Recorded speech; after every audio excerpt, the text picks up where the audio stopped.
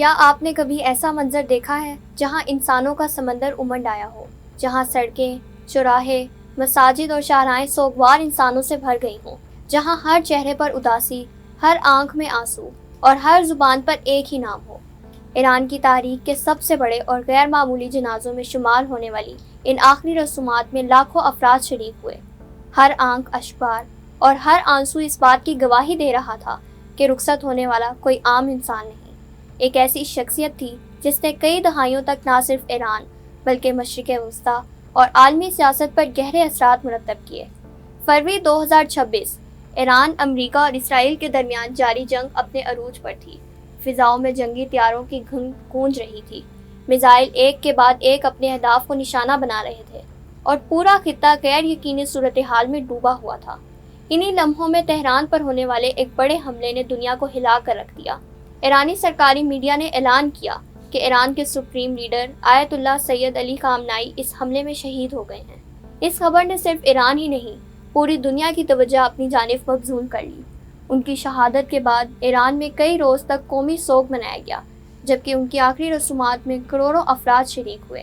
دنیا بھر کے رہنماؤں کی نظریں تہران پر جمی ہوئی تھیں، کیونکہ ایک ایسے دور کا اختتام ہو رہا تھا جس نے تقریباً 4 دہائیوں تک ایران کی سیاست، خارجہ پالیسی، خطے کے تنازعات اور عالمی طاقتوں کے ساتھ تعلقات کی سمت متعین کی۔ لیکن آخر سید علی خامنائی کون تھے؟ ایک مذہبی طالب علم سے ایران کے سب سے طاقتور منصب تک پہنچنے کا سفر کیسا تھا؟ انہوں نے امام خمینی کی قیادت میں برپا ہونے والے انقلاب ایران میں کیا کردار ادا کیا؟ اور پھر کیسے وہ دنیا کی سب سے بااثر اور متنازع شخصیات میں شامل ہو گئے؟ آج کی اس خصوصی ڈاکومنٹری میں ہم جانیں گے سید علی خامنائی کی مکمل داستان، لیکن کسی بھی شخصیت کی اصل کہانی اس کے آخری سفر سے نہیں، اس دن سے شروع ہوتی ہے جب اس نے پہلی بار اس دنیا میں آنکھ کھولی۔ 19 اپریل 1939 ایران کے مقدس شہر مشہد میں ایک مذہبی سادات گھرانے میں ایک بچے کی پیدائش ہوئی، جس کا نام رکھا گیا سید علی حسینی خامنائی۔ اس وقت شاید کسی نے تصور بھی نہیں کیا ہوگا کہ یہی بچہ آنے والے برسوں میں ایران کا سب سے طاقتور شخص بنے گا، اور اس کے فیصلے صرف ایک ملک نہیں، پورے مشرق وسطیٰ کی سیاست پر اثر ڈالیں گے۔ ان کے والد سید جواد خامنائی ایک معروف دینی عالم تھے، اور والدہ ختیجہ میر دامٹی نہایت دیندار اور سادہ مزاج خاتون تھیں۔ خاندان علمی تھا مگر خوشحال نہیں۔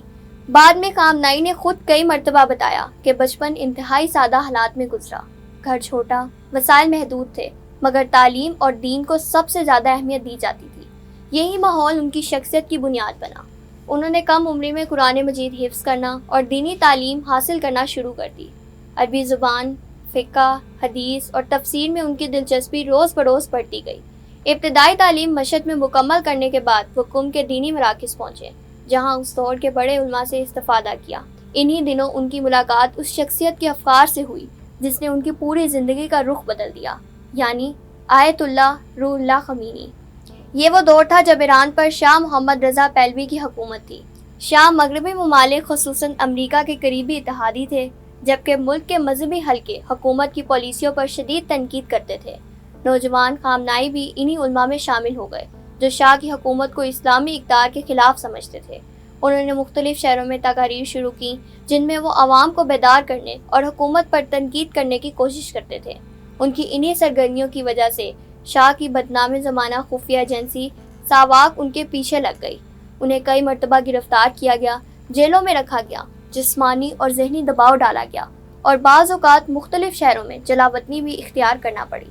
لیکن ان تمام مشکلات کے باوجود انہوں نے اپنی سرگرمیاں ترک نہیں کی۔ 1970 کی دہائی کے آخر تک شاہ مخالف تحریک پورے ایران میں پھیل چکی تھی۔ لاکھوں لوگ سڑکوں پر نکل آئے، اور 1979 میں بالآخر وہ انقلاب برپا ہوا جس نے ایران کی تاریخ بدل دی۔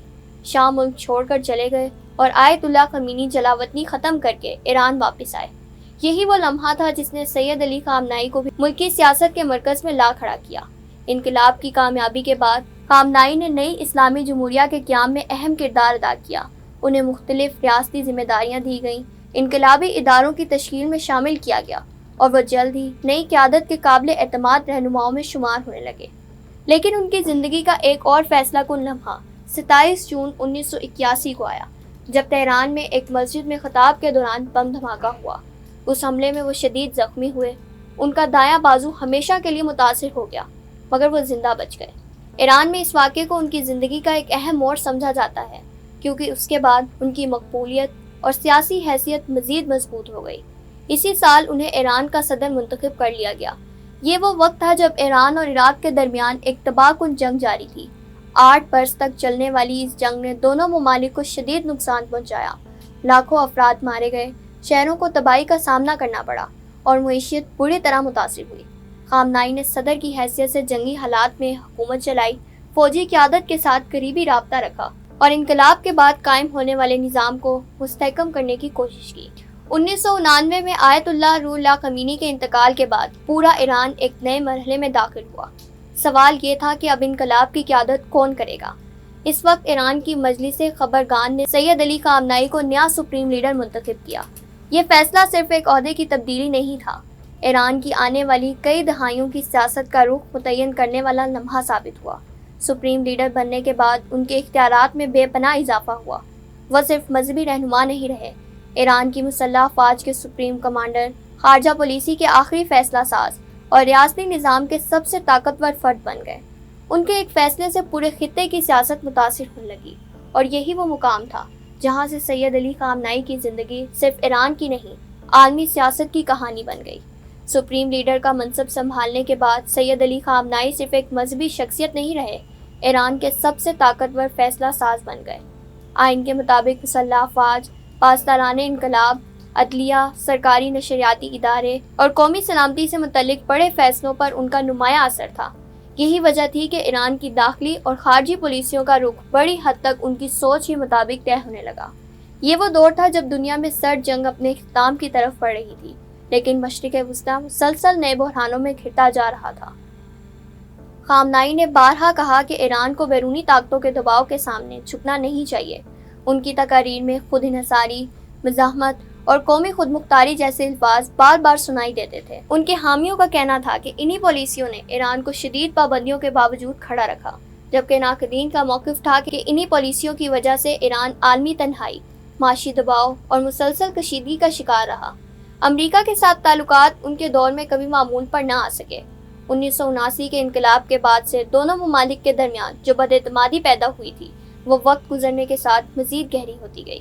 خامنائی بارہا امریکی پالیسیوں پر سخت تنقید کرتے رہے، جبکہ امریکہ نے ایران پر مختلف ادوار میں معاشی پابندیاں عائد کیں۔ ان پابندیوں نے ایرانی معیشت، کرنسی اور عام شہریوں کی زندگی کو بری طرح متاثر کیا، لیکن خامنائی کا موقف تھا کہ دباؤ کے باوجود ایران اپنی خود مختاری پر سمجھوتا نہیں کرے گا۔ ان کے دور میں ایران کے جوہری پروگرام نے بھی عالمی توجہ حاصل کی۔ ایران کا کہنا تھا کہ یہ پروگرام پرامن مقاصد کے لیے ہے، جبکہ امریکہ، اسرائیل اور کئی مغربی ممالک کو خدشہ تھا کہ اس کے فوجی پہلو بھی ہو سکتے ہیں۔ اسی مسئلے پر کئی برس تک مذاکرات، پابندیاں اور سفارتی کشیدگی جاری رہی۔ 2015 میں عالمی طاقتوں اور ایران کے درمیان جوہری معاہدہ ہوا، جسے ایک بڑی سفارتی کامیابی قرار دیا گیا، لیکن چند سال بعد حالات دوبارہ بدل گئے اور کشیدگی ایک بار پھر بڑھنے لگی۔